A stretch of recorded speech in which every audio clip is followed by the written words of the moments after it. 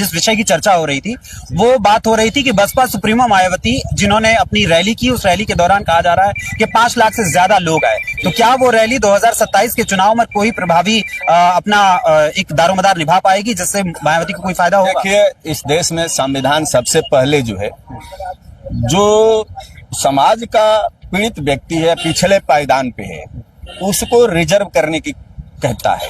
मैं एडवोकेट हूँ, संवैधानिक जो है बात ही करूंगा। मायावती जी एक दलित हैं और उसके बाद महिला है, और एक दलित महिला इस देश में इतनी बड़ी भीड़ इकट्ठा कर रही है जो दूसरी पार्टियों के लिए चैलेंजफुल है।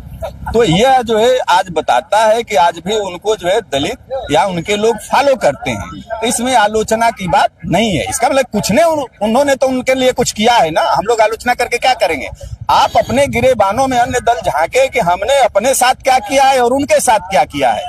और जो अभी समाजवादी पार्टी कहते हैं, मैं समाजवादी हूँ, ठीक, हम लोग आज तक नेताजी को वोट देते रहे, ठीक, अखिलेश जी को वोट देते रहे, लेकिन जो वास्तविकता ये है कि भारतीय जनता पार्टी ने ही जो है मुलायम सिंह यादव को भी 1989 में, ठीक है, 89 में अपने समर्थन से मुख्यमंत्री बनाया था।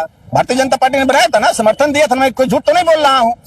और उसके बाद जब 2002 में जब बहुजन समाज पार्टी की जब सरकार गिरी, तो पुनः उसी बहुजन समाज पार्टी के विधायक भाजपा के सहयोग से तोड़ करके मुलायम सिंह की सरकार बनी। और यही भारतीय जनता पार्टी के विधानसभा स्पीकर थे, उन्होंने वह जो है बहुजन के विधायकों की मान्यता समाप्त नहीं किया, न्यायालय ने भी ऑर्डर किया, और न्यायालय के ऑर्डर का तब तक लिंगारान करते रहे प्रोसीजरल, जब तक कि जो है विधानसभा की कार्यवाही का कार्यकाल समाप्त नहीं हो गया। आज ये कह रहे हैं कि वो भाजपा, अभी देखिए, अभी जल्द जो वक्फ बिल पास हुआ है, वक्फ बिल के पास में सारे लोग कहते हैं, माननीय राष्ट्रीय अध्यक्ष जी कहते हैं, सारे हमारे साथी कहते हैं कि इंडिया की 3rd लार्जेस्ट पार्टी जो है समाजवादी पार्टी है, और उसके राष्ट्रीय मुखिया जो है ऑस्ट्रेलिया से पढ़ के आए हैं। और उन्होंने क्या स्टेटमेंट दिया, सदन में यह स्टेटमेंट दिया कि यह तो बिल ना मुझे हिंदी में समझ में आया ना अंग्रेजी में समझ में आया। तो आप बिल तक नहीं समझ पाते हैं, आप कहते हैं कि हम लार्जेस्ट पार्टी हैं, इसलिए कि आप, और उसके बाद आप कहाँ बोलने लगे, जा करके आप बोलने लगे कुंभ पे। सभी चीज का एक विषय होता है, आपने विषय बताया, उस विषय पर मैं बोल रहा हूँ। आप पार्लियामेंट में आप जो है एक दल के नेता हैं, और जो है आप राष्ट्रीय सुप्रीमो हैं, आप मुलायम सिंह के बेटे हैं, और आप कह रहे हैं कि हमको बिलें समझ में नहीं आई। इसका मतलब कि आप पार्लियामेंट मेंबर के काबिल नहीं, अगर आपको समझ में नहीं आता है तो। आपने मुसलमानों के साथ छल किया, मुसलमान आपको वोट देता है, और आपने क्या कहा कि मुझे बिल पास नहीं है। आपने जो है सुमन जी का जो आपने एक पर्चा दे दिया, और पर्चा देने के बाद आपने बुलवा दिया, उन्होंने राजपूतों के खिलाफ बोल दिया, और इस देश में राजपूत, यादव और जाटो होने लगा। जहर फैल गया इस समाज में। करणी सेना एक तरफ तलवार भाज रही है, यादव एक तरफ लाठी भाज रहा है, दलित एक तरफ गरिया रहा है। जहर फैला, ये जहर इसलिए फैला है कि मुस्लिम अपनी बातों को सड़क पे जो है प्रदर्शन करके ना कहे कि बिल हमारे जो है हित के विपरीत है। जैसे एनआरसी में उतना प्रदर्शन हुआ, मुस्लिम ठगा समझ के कि हो क्या रहा, जरा वक्त बिल पास हो रहा है, या करणी सेना और यादव सेना और जो है दलित जो है सड़क पे लड़ने लगा, उसको एक दिन भी प्रदर्शन नहीं कर पाया। यानी विपक्ष जो रहा पूरी तरीके से इंडी गठबंधन खास करके। नहीं, इंडी गठबंधन है। देखिए उसमें जो कांग्रेस है, देखिए विपक्ष में जो कांग्रेस है, कांग्रेस तो लड़ी रही है। हम देखिए, हम लोग सत्य बोलेंगे, मैं किसी दल पार्टी की बात नहीं कर, कांग्रेस एकमात्र लड़ी, और बाकी ये जो लोग हैं पार्लियामेंट में, भाई बहुजन का तो कुछ ही नहीं, लेकिन ये जो थे ये तो जा करके मिल करके उसको पास कराए। अभी उपराष्ट्रपति का चुनाव हुआ, उपराष्ट्रपति के चुनाव में आपने कहा कि हमने छोड़ दिया, आपने अपने वोटों को जो है ट्रांसफर करके भारतीय जनता पार्टी के उपराष्ट्रपति को जिताया। सबसे ज्यादा जो है ये जो कहते हैं भारतीय जनता पार्टी की बी टीम समाजवादी पार्टी हो गई, और समाजवादी पार्टी में जो है वह एक परिवार जो इस पूरे देश के यादवों का, पिछड़ों का हक मार करके बैठा हुआ है, और जो है ना तो इनको जो है इस देश के पिछड़ों से मतलब है, ना अगड़ों से मतलब, इनको कुर्सी से मतलब है। तो अगर ऐसा है तो पूजा पाल को इन्होंने पार्टी से क्यों निकाल दिया? क्योंकि पूजा पाल ने तो खुले इसी विधानसभा में खुले तौर पर योगी जी की तारीफ कर दी कि हाँ, मेरे पति की जब हत्या हुई थी तो उस हत्यारे को योगी जी की काल में मौत की सजा मिली। देखिए, ये उस महिला का दर्द था। देखिए, कई चीजें, कई दर्द होता है। उस महिला का दर्द था, अभी विवाहिता थी, उसके हस्बैंड का हो गया, वो भावुक हो गई। वो भावुक होकर सदन में बोलते, किसी के भी घरेलू किसी व्यक्ति का, उसके शुभचिंतक की हत्या हो जाएगी तो उसके मारे जाने पर खुश होगा वो कोई भी हो। है?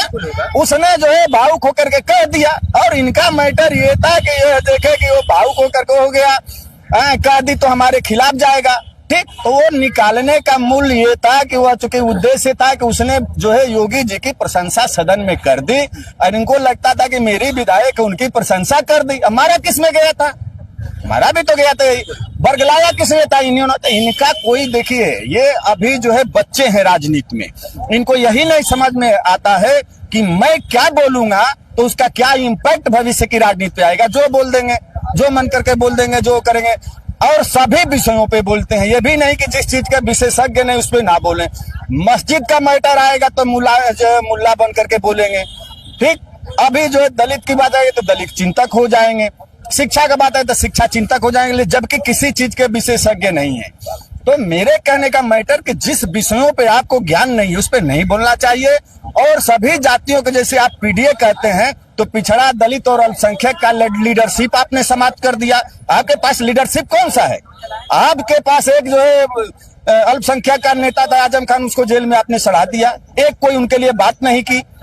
गलत कह रहे हैं। और कई नेता हैं जिनके ऊपर लांछन लगे, और यहाँ तक कि जब आजम खान जेल से छूटे तब भी उस समय मिलने नहीं गए, लेकिन रैली, जब बसपा की रैली हो रही थी उससे एक दिन पहले वो जाते हैं। तब देखिए, ये तब तक तराजू में तौलते रहे, इनको विश्वास नहीं था कि अभी देखिए आजम खान जो इस दल को बनाया, मुलायम सिंह यादव के बराबर के नेता थे, और यह देश, ये प्रदेश जानता था कि जिस दिन मुलायम सिंह यादव केंद्र में जाएंगे या नहीं रहेंगे, उस दिन इनकी जगह रिप्लेस करेंगे, आजम खान मुख्यमंत्री बनेंगे, उस कद के थे।